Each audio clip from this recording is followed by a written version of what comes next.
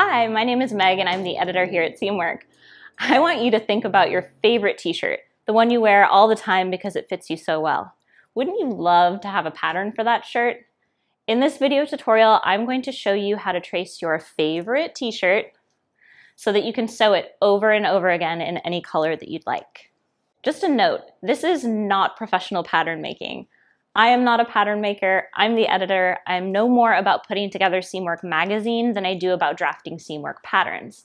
But I love sewing with knits, and I have used this method to trace a bunch of t-shirts.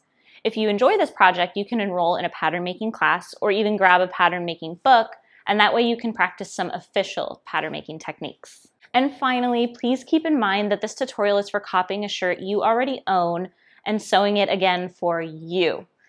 Don't copy a shirt and then create a pattern to sell. That's stealing. This is just a DIY project for you to recreate the fit of your favorite tee. So let's get started.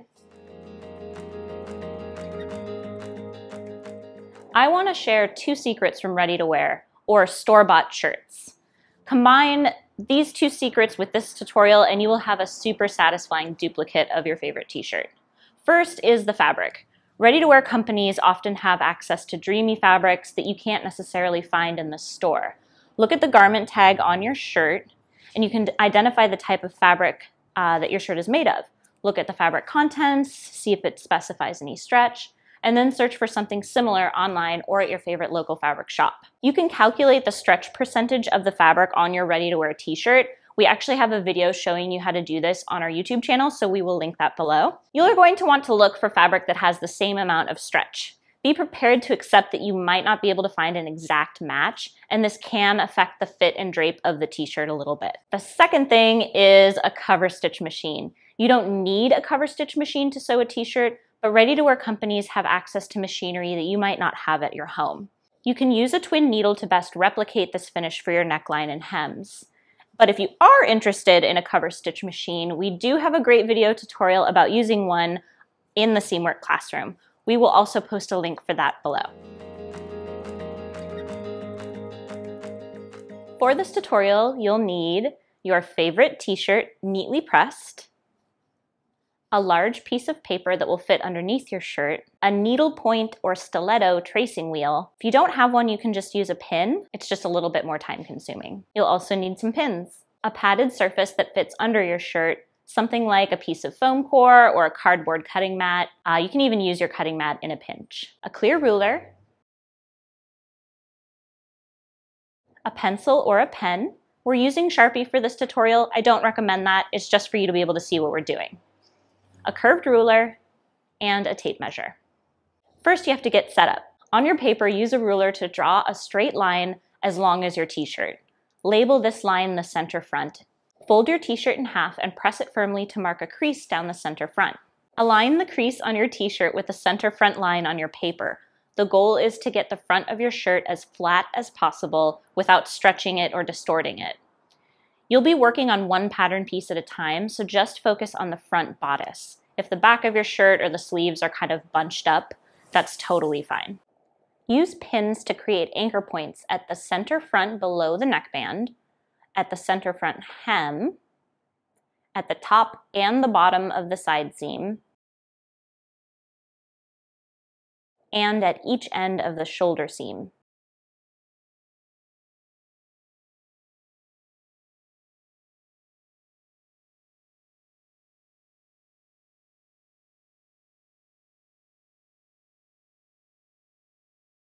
Lift up your shirt at each of these anchor points to circle the mark where the pin was, and you can reference them later.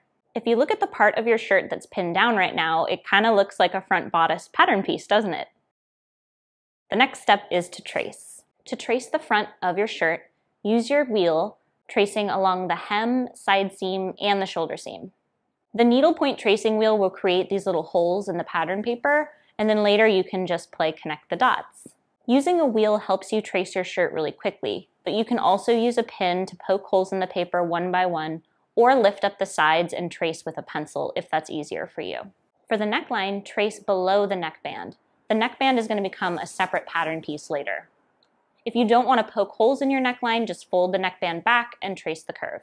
Same thing for the arm side. Trace along the seam line at the arm side. Remove all of your anchor pins, as well as your t-shirt, and you'll see tiny holes in the shape of your pattern.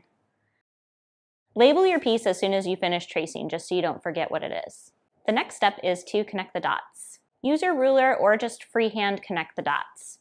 Try to get smooth lines between all of the anchor points. If you look at any t-shirt pattern, you'll notice that most of the lines are pretty straight and any curves are very gradual. You want your pattern to look like this. But remember, you're a human, not digital pattern making software. So this pattern is going to look hand-drawn. That's totally okay. You can use curved rulers at the arm side and neckline if it helps. Add your desired seam allowance to the side seam, the arm side, the shoulder seam, and the neckline, and the hem. Don't add seam allowance to the center front because you're going to cut the pattern piece on the fold. I added 1/2 inch at all of the seams except for the neckline where I added 1/4 inch. It helps to write down the seam allowance that you used on your pattern paper so that you don't forget when you're sewing. Next, you're going to create the back. If the front and back of your t-shirt are not symmetrical, you can repeat all the same steps as the front, making sure to add your seam allowance. If the front and the back are symmetrical, except for maybe the neckline, you can just trace the front pattern piece that you just made and then retrace the back neckline, which is often a little bit higher than the front neckline. If the front and back are almost symmetrical, you can trace the front piece and make small adjustments according to the back piece. For example, you could carve out the back arm side a little bit. The back hemline is also sometimes shorter or shaped differently than the front to account for fitting over the chest. Next, we're going to create the sleeve. Use a ruler to draw a straight horizontal line. This will become your sleeve hemline. Then draw another line perpendicular to the hemline.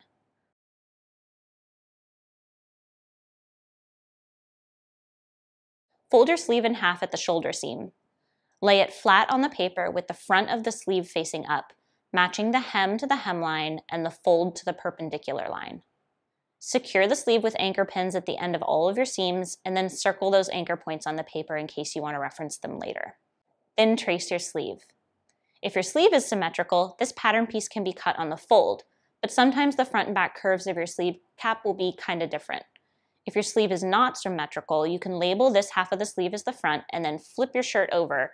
That way the back of the sleeve is facing up, aligning the hemline and the perpendicular line. Repeat the steps that you just did for the front of the sleeve to trace the back of the sleeve.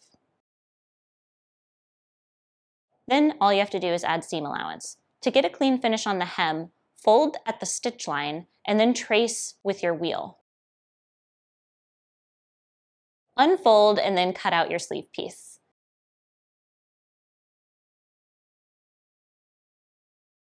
Next, we're going to make some bands. To draft a knit neckband from scratch, measure your neckline opening and then subtract about 10 to 20% to get the length of your band. 2 inches wide is a good place to start for the width, but that's totally your choice. Draw your band piece and then label it right away. You can also feel free to add a line to cut on the fold if you don't want to cut a full pattern piece for the band. This next step is important and it's a little bit tricky. You need to true your seams. After you've added seam allowance to your pieces, you need to make sure that all of your stitch lines will meet up and they won't meet at awkward points or angles. To do this, fold over your seam allowance and match up your seam lines where you will be stitching. Ensure that they match and don't create any funny shapes. Use your wheel to blend seam lines across the pieces. You can match the stitch lines on the front piece to the stitch lines on the back pattern piece along the shoulder seams and side seams. Make sure that they're even and adjust your pieces as necessary.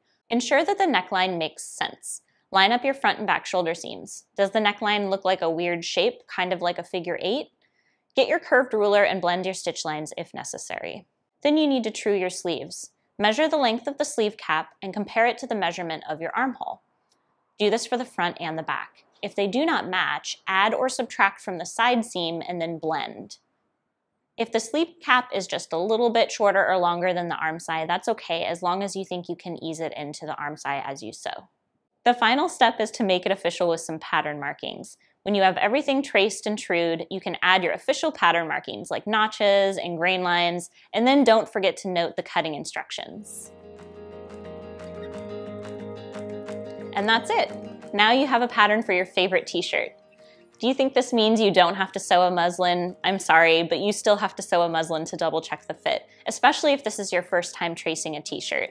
If you enjoyed this video, read my step-by-step article in issue 79 of Seamwork for even more tips to trace your favorite t-shirt. Do you have any questions? Do you have some more tips to share? Just comment below and let me know. Happy sewing! You can even catch the fly in my eye. I tried to roll with it, but it like went inside my glasses. That is at least as